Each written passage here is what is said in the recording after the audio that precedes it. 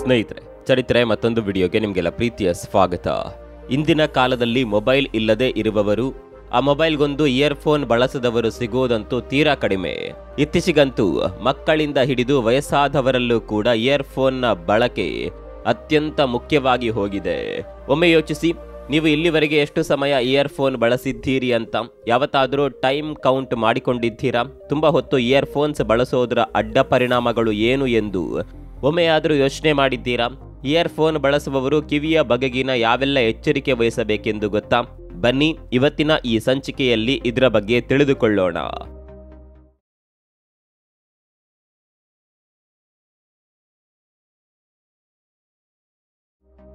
ಡಾಕ್ಟರ್ಗಳ ಪ್ರಕಾರ ದೀರ್ಘಕಾಲ ಇಯರ್ಫೋನ್ಸ್ ಬಳಸಿದಾಗ ಬೇರ್ಯಾವುದೇ ಸೌಂಡ್ ಕಿವಿಗೆ ಕೇಳುತ್ತಿಲ್ಲ ಅಂದಾಗ ಅಂತವರು ತಡ ಮಾಡದೆ ಇಯರ್ ಸ್ಪೆಷಲಿಸ್ಟ್ ಹತ್ತಿರ ಹೋಗಿ ಹೈ ಫ್ರೀಕ್ವೆನ್ಸಿ ಸೌಂಡ್ಸ್ ಕೇಳುತ್ತಿದೆಯಾ ಇಲ್ವಾ ಎಂದು ಚೆಕ್ ಮಾಡಿಸಿಕೊಳ್ಬೇಕು. ಹಾಗೇನಾದರೂ ಸೌಂಡ್ ಕಡಿಮೆ ಮಟ್ಟದಲ್ಲಿ ನಿಮಗೆ ಕೇಳುತ್ತಿದ್ದಲ್ಲಿ ಅದು ಕಿವುಡುತನದ ಪರಮಾವಧಿಯ ಆರಂಭದ ಹಂತವೇ ಆಗಿರುತ್ತದೆ ಎಂದರ್ಥ. ಕಿವಿಯಲ್ಲಿನ ಕಡಿತ, ಕಿವಿ ನೋವು, ಕಿವಿಯ ಸೋರುವಿಕೆ ಇದೆಲ್ಲವೂ ಕಿವುಡುತನದ ಲಕ್ಷಣಗಳಾಗಿವೆ. ಇದರ ಬಗ್ಗೆ ಜಾಗೃತೆ ವಹಿಸಿ ಹೈ ಫ್ರೀಕ್ವೆನ್ಸಿ ಸೌಂಡ್ನಲ್ಲಿ ಇಯರ್ಫೋನ್ ಬಳಸೋದನ್ನ ನಿಲ್ಲಿಸಬೇಕು. ಕೆಲವೊಬ್ಬರು ಇಯರ್ಫೋನ್ ಮತ್ತೊಬ್ಬರೊಂದಿಗೆ ಶೇರ್ ಮಾಡಿಕೊಂಡು ಬಳಸ್ತಾರೆ. ಹೀಗೆ ಬಳಸೋದ್ರಿಂದ ಒಬ್ಬರಿಗೆ ಇರುವ ಇನ್ಫೆಕ್ಷನ್ಸ್ ಮತ್ತೊಬ್ಬರಿಗೆ ತಗುಲಬಹುದು. ಇಯರ್ಫೋನ್ ನಮ್ಮ ಕಿವಿಗೆ ಸೂಟ್ ಆಗುವಂತಿಲ್ಲದಿದ್ದರೆ ಅಂಥವುದರಿಂದಲೂ ಕೂಡ ಕಿವಿ ನೋವು ಬರುತ್ತದೆ. ಸದಾ ಇಯರ್ಫೋನ್ಸ್ ಬಳಸೋದ್ರಿಂದ ಕಿವಿಯಲ್ಲಿನ ವ್ಯಾಕ್ಸ್ ಅಲ್ಲಿಯೇ ಉಳಿದು ಬಿಡುತ್ತೆ. ಇದರಿಂದ ವ್ಯಾಕ್ಸ್ ಆಚೆ ಬರದಂತೆ ಗಟ್ಟಿಯಾಗುತ್ತಾ ಕಿವುಡುತನ ಬರಲೂಬಹುದು. ಅಮೆರಿಕಾದ ಸಂಶೋಧನೆಯ ಸ್ಟಡಿ ಹೇಳುತ್ತೆ, 1 ಬಿಲಿಯನ್ ಯಂಗ್ಸ್ಟರ್ಸ್ ಅಧಿಕ ಮಟ್ಟದಲ್ಲಿ ಹಿಯರ್ ಲಾಸ್ನಿಂದ ಬಳಲುತ್ತಿದ್ದಾರೆ. ಕಾರಣ ಇಯರ್ಫೋನ್ ಮತ್ತು ಈ ಹೆಡ್ಫೋನ್ಗಳ ಬಳಕೆಯಿಂದಾಗಿ. ಹೆಚ್ಚಾಗಿ ಲೌಡ್ ಸೌಂಡ್ ಇಟ್ಕೊಳ್ಳೋದ್ರಿಂದಲೇ ಇಯರ್ ಲಾಸ್ ಆಗಿದೆ. ಆದರೆ ಯಾವುದೇ ಆಸ್ಪತ್ರೆಗಳಲ್ಲಿ ಇದರ ಕುರಿತು ವರದಿಗಳಾಗಿಲ್ಲ. ಆದರೆ ನಮ್ಮ ಜೀವನ ಶೈಲಿ ಹೇಗಿದೆ ಅಂದರೆ ಇಯರ್ಫೋನ್ಸ್ ಇಲ್ಲದೆ ಜೀವನ ಸಾಗೋದೇ ಇಲ್ಲ ಎನ್ನುವಷ್ಟರ ಮಟ್ಟಿಗೆ ಇದು ಕಾಮನ್ ವಿಚಾರ. ಆದರೆ ಅದರ ಸೈಡ್ ಇಫೆಕ್ಟ್ ತಿಳಿದರೆ ಇಯರ್ಫೋನ್ಸ್ ಅನ್ನ ಯೂಸ್ ಮಾಡೋದನ್ನೇ ಬಿಟ್ಬಿಡ್ತೀರಿ. ನಾವು ಇಯರ್ಫೋನ್ಸ್ ಅನ್ನ ಕಿವಿಯಲ್ಲಿ ಸಿಕ್ಕಿಸಿಕೊಂಡು ಕೂತ್ರೆ ಮುಗೀತು, ಪಕ್ಕದಲ್ಲಿ ಬಾಂಬ್ ಬಿದ್ದರೂ ಸಹ ನಮಗದು ಕೇಳಿಸದು. ಇನ್ನು ಇದೆಲ್ಲ ಹೇಗ್ ತಿಳಿಬೇಕು ಅಂತೀರಾ? ಅಂದಹಾಗೆ ಇಯರ್ಫೋನ್ ಬಳಸೋದ್ರಿಂದ ಕಿವುಡುತನ ಹೇಗಾಗುತ್ತೆ ಗೊತ್ತಾ? ಇಯರ್ಫೋನ್ಸ್ನಿಂದ ನಾವು ಕೇಳುತ್ತಿರುವ ಸೌಂಡ್ ಕಿವಿಯೊಳಗೆ ನುಗ್ಗುತ್ತದೆ.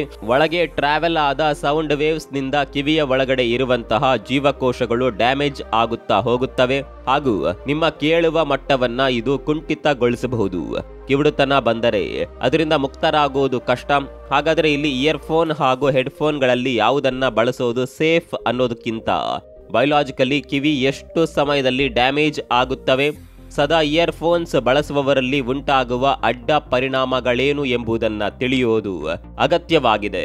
ನಾವಂತೂ ಎಷ್ಟು ವರ್ಷಗಳಿಂದ ಇಯರ್ಫೋನ್ ಬಳಸಿ ಲೌಡ್ ಸೌಂಡ್ ಇಟ್ಟು ಮ್ಯೂಸಿಕ್ ಕೇಳುತ್ತಾ ಬಂದಿದ್ದೇವೆ. ನಮ್ಮ ಕಿವಿಯ ಟಮಟೆಗೆ ಅಂಥದ್ದೇನು ಆಗೇ ಇಲ್ಲಪ್ಪ ಅಂತ ಮೂಗು ಮುರಿಯದೆ ಇಯರ್ಫೋನ್ಸ್ ಮತ್ತು ಹೆಡ್ಫೋನ್ಸ್ ಬಳಸಿದ್ರೆ ಆಗುವ ದುಷ್ಪರಿಣಾಮಗಳ ಕುರಿತು ಒಮ್ಮೆ ತಿಳಿದುಕೊಳ್ಳುವ ಬನ್ನಿ. ನಮ್ಮ ಕಿವಿಯ ಈ ಹೊರಭಾಗವನ್ನ ಪಿನ್ನ ಎನ್ನುತ್ತಾರೆ. ಕಿವಿಯ ಒಳಗಿನ ರಂಧ್ರದೊಳಗಿನ ಸ್ಪೇಸ್ ಅನ್ನ ಇಯರ್ ಕೆನಾಲ್ ಎನ್ನುತ್ತಾರೆ. ಈ ಕಾನ್ಕೇವ್ ಶೇಪ್ ನಲ್ಲಿರುವ ಮೆಂಬ್ರೇನ್ ಇದೆಯಲ್ಲ, ಇದುವೇ ಇಯರ್ ಡ್ರಮ್.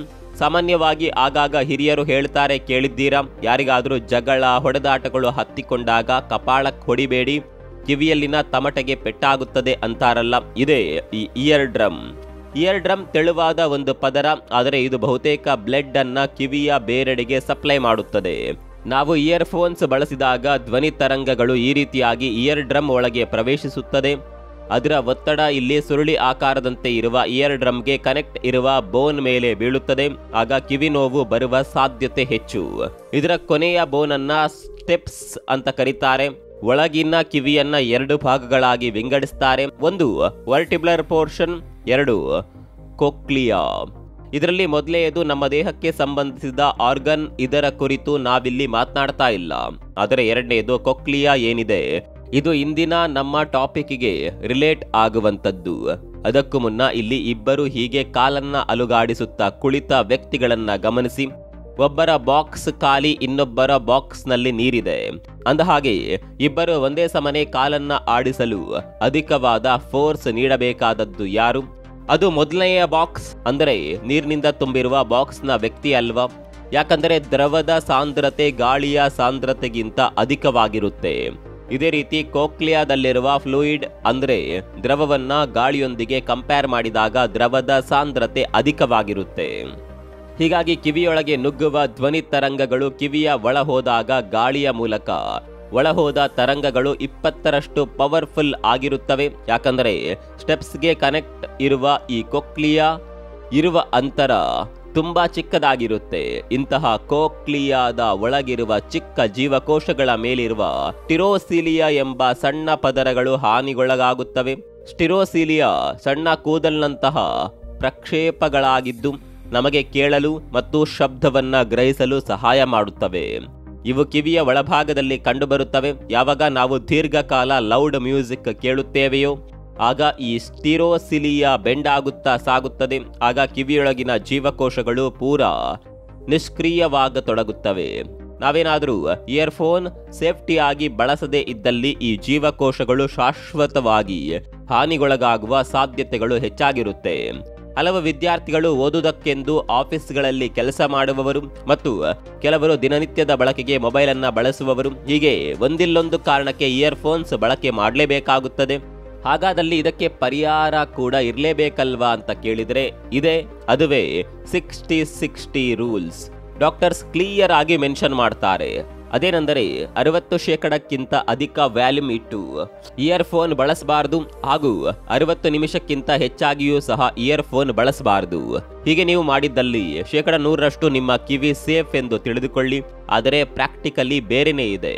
ಗಂಟೆಗಟ್ಟಲೆ ಮೊಬೈಲ್ ಲ್ಯಾಪ್ಟಾಪ್ ಬಳಸಿ ಓದುವವರು, ಆಫೀಸ್ನಲ್ಲಿ ಕೂತು ಗಂಟೆಗಟ್ಟಲೆ ನಿರಂತರ ವರ್ಕ್ ಮಾಡುವಂತವರ ಕಂಡೀಷನ್ ಏನಾಗಬೇಕು ಹೇಳಿ?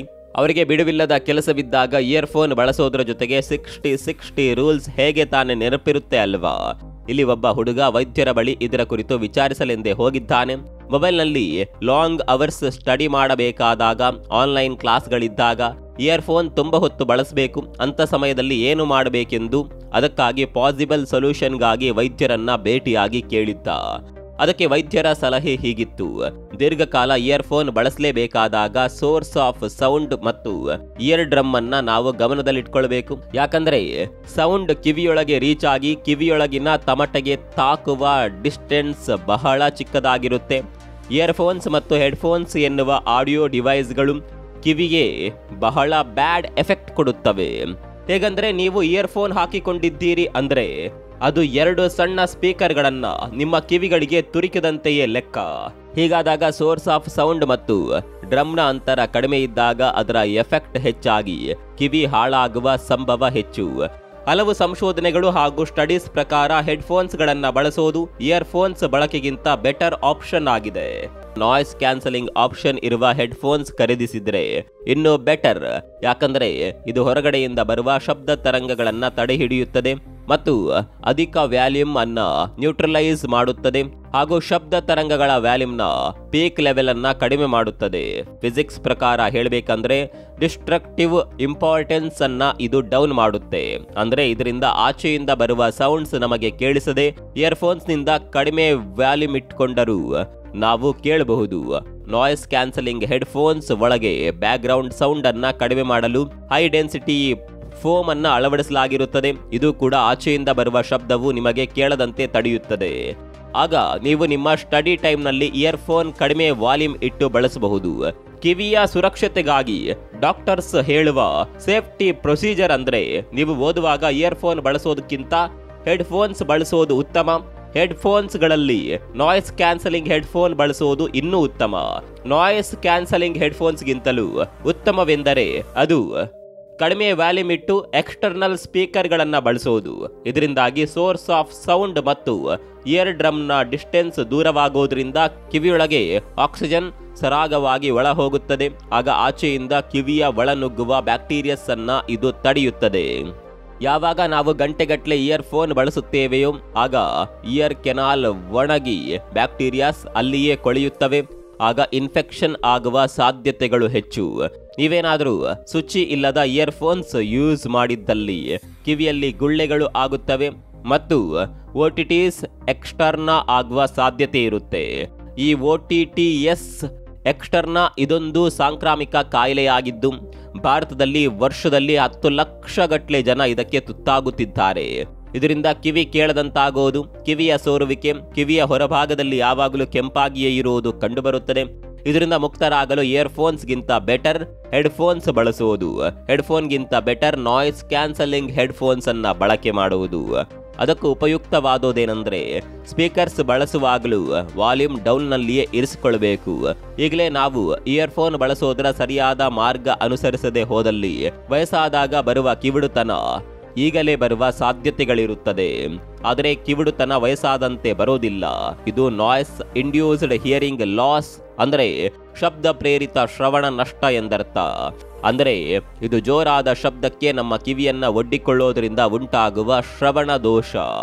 ಕಿವಿಯೊಳಗಿನ ಜೀವಕೋಶಗಳು ಡ್ಯಾಮೇಜ್ ಆದರೆ ದೇಹದ ಬೇರೆ ಪಾರ್ಟ್ಸ್ಗಳ ರೀತಿ ಇದನ್ನ ಸರಿಪಡಿಸಲು ಆಗೋದಿಲ್ಲ. ಹಾಗಾಗಿ ಇದರ ಕುರಿತು ಅಸಡ್ಡೆ ಮಾಡದೆ ಅಗತ್ಯವಿದ್ದಲ್ಲಿ ಮಾತ್ರ ಇಯರ್ಫೋನ್ ಬಳಸಬೇಕು. ಇದಕ್ಕಿರುವ ಪರಿಹಾರಗಳು 60-60 ಸೂತ್ರವನ್ನು ಅಳವಡಿಸಿ ಹೆಡ್ಫೋನ್ ಬಳಸೋದು. ಕಿವಿ ನೋವು ಪದೇ ಪದೇ ಬಂದಲ್ಲಿ ಹೆಡ್ಫೋನ್ ಬಳಸದೇ ಇರುವುದು ಒಳ್ಳೆಯದು. ಇಯರ್ಫೋನ್ ಯಾರೊಂದಿಗೂ ಶೇರ್ ಮಾಡಿ ಬಳಸಬಾರದು. ಪ್ರತಿ 30 ನಿಮಿಷ ಇಲ್ಲವೇ 1 ಗಂಟೆಗೆ ಆಗಾಗ 5-10 ನಿಮಿಷ ನಿಮ್ಮ ಹೆಡ್ಫೋನ್ ಸ್ಟಾಪ್ ಮಾಡಿ ಮತ್ತೆ ಬಳಸಬೇಕು.